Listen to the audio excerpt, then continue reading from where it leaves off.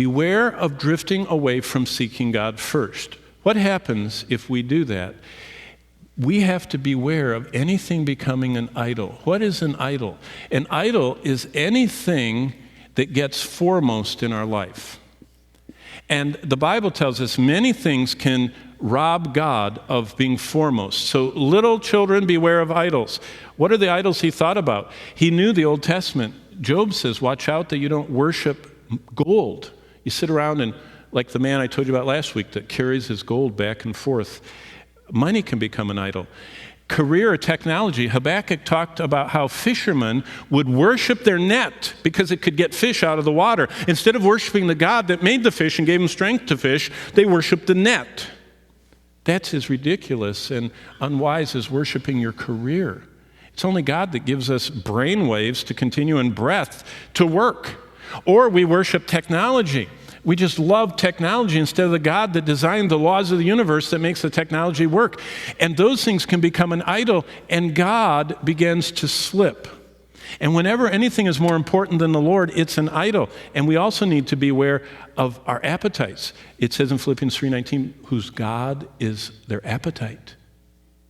They just live for whatever they want. And then, here's the worst one. Beware of the idol of distraction and just empty living. Love not the world. You know what God says? The crowd is embodied by the world. And if you love what the crowd loves, what the Broadway, what the majority, what all of culture is going toward, if you love that, he says, don't love that. Because if you do, the love of the Father is not in you. For all that's in the world is in the arms of the evil one.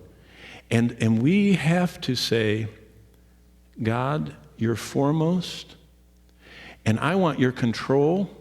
And when you control my body and my mind and my time and my treasures and my motivations and my emotions and everything else, then I'm going to seek you first. And you're going to be my master, and I'm going to follow you through life.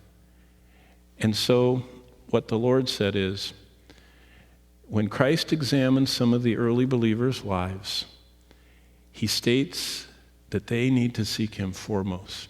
Now, before we go, I want to ask you this.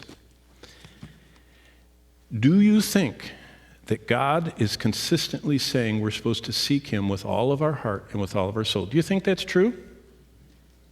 Say something out loud. Yes. Now, here's the big question. What are you going to do about it? Let's all stand. And as you stand, I want you to think about where you're standing. In fact, for a minute, if I could give all of you a piece of chalk and you could draw a circle where you're standing, think about standing in a circle right now. And as I close in prayer, you know what would be neat to do? To say, Lord, I'd like you to control what's inside this little circle where I stand.